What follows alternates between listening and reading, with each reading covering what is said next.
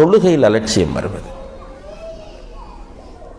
நான் நிறைய சகோதரர்களிடத்தில் கேட்டிருக்கிறேன். தொழுகையாளி அவர், அதிகமான தொழுகைகளில் முன் வரிசையில் இருந்து தொழக்கூடியவராக இருப்பார், ஃபர்ஸ்ட் சஃப்ல இடம் பிடித்து தொழுவார். ஆனால் டிராவலிங்கில் இருந்தால் தொழ மாட்டார். இன்னாலில்லாஹி வ இன்னா இலைஹி ராஜிஊன். வீட்டில் ஒரு ஃபங்க்ஷன், அப்போ தொழுகை மிஸ் ஆயிரும், அலட்சியம் வந்துடும். இப்போ நம்ம ஊருக்கு ட்ராவல் பண்ணும்போது ஃப்ளைட்டில் போகும்போது சில நேரங்களில் ஃபஜ்ர் தொழுகையுடைய நேரம் யாரில் தான் வரும், நமக்கு விமானத்தில் வைத்து வரும். அப்போ நமக்கு அந்த டைமை பற்றி ஒரு அக்கறை இல்லை. நிறைய நம்ம பார்க்குறோம் ஃப்ளைட்டுக்குள்ளே எல்லாரும் தூக்கம் தான்.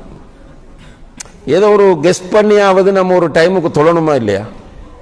நிறைய பேருக்கு இல்லை. அப்படியே ஏர்போர்ட்டில் இறங்கினால் அங்கே இமிக்ரேஷன் லக்கேஜ் கிளைம் பண்ணுறது அப்படி இப்படி பிஸியாகி வெளியில் வெயிட்டிங்கில் நிற்பாங்க. போய் சேர்ந்துட்டு போவோம். போகிற வழியில் லுஹர் தொழுகையுடைய நேரம் வரும், அதெல்லாம் பார்க்குறதில்ல, வீட்டில் போய்த்து இப்படி பயணத்தில் இருக்கும்போது, பிரயாணத்தில் இருக்கும்போது தொழுகையில் அலட்சியம்.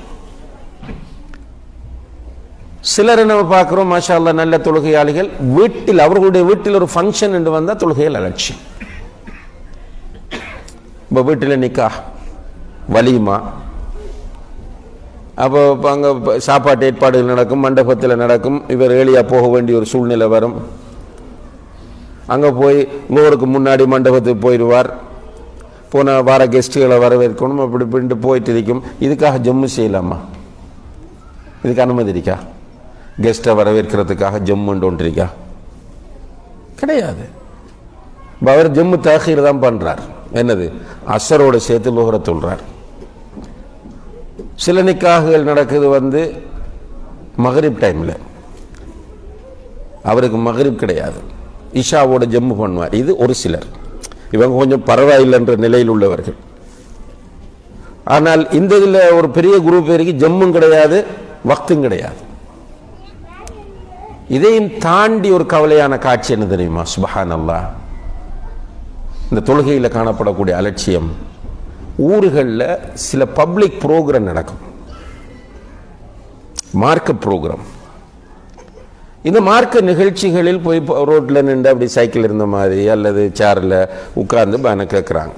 இடையில் அறிவிப்பார், அந்த மாநாட்டை ஏற்பாடு பண்ணியிருக்கிற பொறுப்பாளர்கள் ஒருவர் அறிவிப்பார், என்னண்டு, இன்ஷா அல்லாஹ் இஷா தொழுகை தாமதமாக நடைபெறும், தொழுவதற்கு இன்னென்ன பள்ளிகள் எல்லாம் ஏற்பாடு செய்யப்பட்டிருக்கின்றன, எனவே எல்லோரும் தொழுது விட்டு போகலாம். இப்போ நிகழ்ச்சி தொடர்ந்து நடைபெறும். அல்ஹம்துலில்லாஹ், நிகழ்ச்சி தொடர்ந்து நடைபெறும்.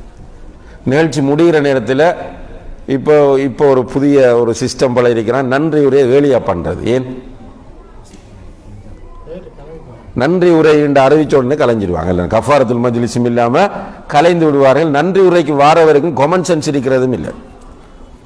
நிறைய நான் பெரிய முக்கியமானவர்களை கூட பார்த்திருக்கேன். அந்த நன்றி உரை என்று ஆற்ற வருகிறவர் மக்கள் எழுந்துட்டு போறாங்கன்னு என்ன செய்யணும்? அவர் அதை சுருக்கி எல்லோருக்கும் நன்றி, இதில் பங்கெடுத்த அனைவருக்கும் நன்றி, அல்லாஹ் அருள் புரியட்டும் என்று முடிக்காம சுப்ஹானல்லாஹ். ஒரு நிகழ்ச்சிக்கு போயிருந்தோம், நானும் ஷேக் முஃப்தி உமர் ஷரீஃபும். அவர் நன்றி உரை செஞ்சு கடைசியில் நாங்கள் வல்லாஹி ஒரு 3 பேர் 4 பேர் முன்னால் உட்காந்துருக்கேன், நாங்கள் 2 பேர் மட்டும் ஸ்டேஜில் இருக்கிறோம். ஆயிரக்கணக்கான மக்கள் ஒரு இடம் அது. அவர் முடிக்கல, நான் நன்றி உரையை முடிச்சு போட்டுதான் விடுவேன் என்று நாங்கள் 2 பேரும் ஜோக்கா 2 பேரும் சிரிச்சுட்டே இருந்தோம். இப்போ நம்மளை விட மாட்டோம், எழும்பிட்டு போக முடியாது இவரை. அப்படி நன்றி உரை என்று வாரவங்களுக்கு அந்த காமன் சென்ஸ் இல்லை. மக்கள் என்ன செய்கிறாங்க? இந்த நன்றி உரை டைமில் எல்லாரும் வீட்டை போயிடுறாங்க. நம்ம 4 பள்ளி ஏற்பாடு பண்ணியிருப்போம், அந்த பள்ளிகளில் இஷா தொழுகைக்கு ஆக்கள் இருக்காது. இது பெரிய ஒரு அலட்சியம். வீட்டுக்கு போய் தொழக்கூடிய சிலர் இருக்கிறார்கள். பெரும்பாலான வீட்டுக்கு போனாங்கண்டா அவங்க பஸ் மாறி போக வேண்டிய சூழல் உள்ளவங்களாம் இருக்கு. அவங்க வீட்டுக்கு போய் இஷா தொழுகை கிடையாது. இப்படி இபாதத்துக்களுடைய விஷயத்தில் நம்முடைய மிகப்பெரிய கடமையாகிய தொழுகையினுடைய விஷயத்தில் இவ்வாறு மார்க்கத்தில் ஈடுபாடுள்ள சில சகோதர சகோதரிகளிடம் தொழுகையில் அலட்சியம் காணப்படுகிறது. உண்மையில் இது ஒரு பெரிய ஆபத்தா இல்லையா? என்ன ஆபத்து? ஃபவைலுல் லில் முஸல்லீன் அல்லதீன ஹும் அன் ஸலாத்திஹிம் சாஹூன். தொழுகையில் ஈடுபடுகிறவர்களுக்கு வயல் என்ற நரகம் அல்லது அழிவு அல்லது கேடு. அல்லாஹ் எல்லோருக்கும் தெரிந்த சூறா அது. அராய்தல்லதி யுகذிபு பித்தீன்ல சும்மா சின்ன எச்சரிக்கை இல்லை. இது ஷேக் யாசிர் ஃபிர்தௌஸியுடைய எச்சரிக்கை, அல்லது ஷேக் அன்சர் ஹுசைனுடைய எச்சரிக்கை, அல்லது ஷேக் கமாலுத்தீன் மதீனுடைய எச்சரிக்கை, அல்லது முபாரக் மதீனுடைய எச்சரிக்கைன்னா நீங்கள் இவங்க எச்சரிக்கை செஞ்சால் நமக்கு என்னன்னு கேட்டுட்டு போகலாம். இது யாருடைய எச்சரிக்கை என்றால் ரப்புல் ஆலமீன் குர்ஆனில் சொல்லக்கூடிய எச்சரிக்கை. இதிலே அலட்சியம், இதை புரிந்து கொள்வதிலும் அலட்சியம். உண்மையிலே தொழுகையாளிகளை நீங்கள் சந்தித்து பாருங்கள். தொழுகையாளிகளில் மிக அதிகமானவர்களிடத்தில் தொழுகையில் அலட்சியம் இருக்கிறது. அதே நேரத்தில் முஸ்லிம் சமுதாயத்தில் பெரும்பாலானவர்கள் தொழுகையில் மிக மோசமான அலட்சியத்தில் இருக்கிறார்கள். இங்க உலமாக்கள் விவாதம் நடத்துகிறார்கள். என்ன விவாதம்? ஒரு வக்து தொழுகையை விட்டவன் முஸ்லிமா முஸ்லிம் இல்லையா, முஸ்லிமா காஃபிரா? பெரிய ஆர்கியூமெண்ட் அவர்களுக்கு இடையிலே நடக்கிறது. இமாம் அஹ்மது பின் ஹம்பல் ரஹ்மஹுல்லாஹ் போன்றவர்கள் என்ன சொல்கிறார்கள் என்றால், ஒரு வக்து தொழுகையை ஒருவன் விட்டாலும் அவனை கூப்பிட்டு அவனை அழைத்து அவனுக்கு தெளிவுபடுத்த வேண்டும், தௌபா செய்ய சொல்ல வேண்டும்.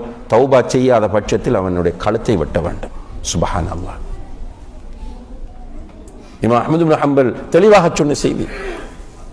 இங்க முஃப்தியாக இருந்து வஃபாத்தான ஷேக் அப்துல் அசீஸ் பின் அப்துல்லா பின் பாஸ் ரஹிமஹுல்லா, இப்னு பாஸ் என்று நம்ம சுருக்கமாக சொல்லக்கூடிய, ஒரு வக்து தொழுகை ஒருவன் வேண்டும் என்று விட்டால் அவன் மரணித்தால் குளிப்பாட்டக்கூடாது, கஃனிடக்கூடாது, ஜனாசா தொழுகை நிறைவேற்றக்கூடாது, முஸ்லிம்களுடைய அடக்க ஸ்தலங்களில் அவனை அடக்கக்கூடாது.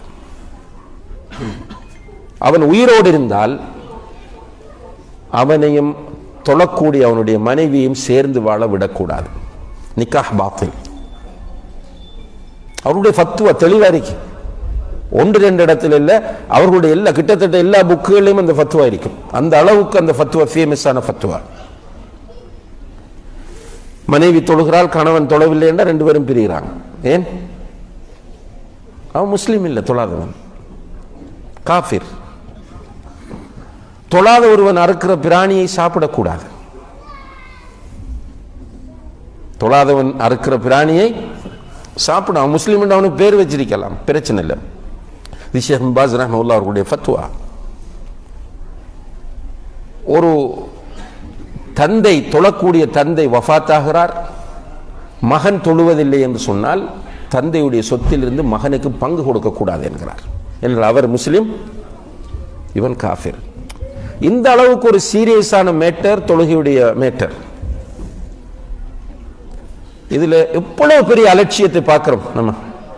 சாதாரணமான அலட்சியம் இல்லை சகோதர சகோதரிகளே, மிக பயங்கரமான அலட்சியம். அதை கற்பனை பண்ண இயலாத அளவுக்கு அலட்சியம்.